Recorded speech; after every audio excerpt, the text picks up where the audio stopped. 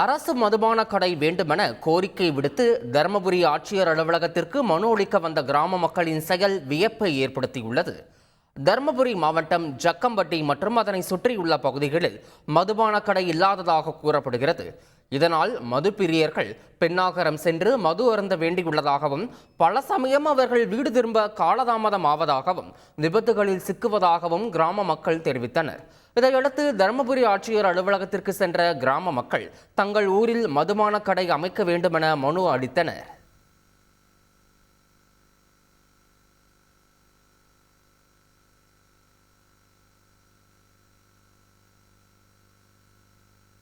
வீட்டுல இருக்கிறவங்க போனா தேட முடியறதில்ல, ரொம்ப தூரமா இருக்கிறதுல. பக்கமா தான் நாங்க தேடி கூட்டுக்குவோங்க. ஆஸ்பத்திரி பக்கத்துல உடம்பு சரியில்லைன்னா அந்த மாதிரி தான் அவங்களுக்கு ஒரு காயில அது 10 கடை வாங்கினாங்க. எங்களுக்கு அந்த கடை வேணும், மது கடை வேணும். ஏங்க வேணும்? ஐயோ, நான் 90 வயசு, இந்த வயசுல சாப்பிடணும்.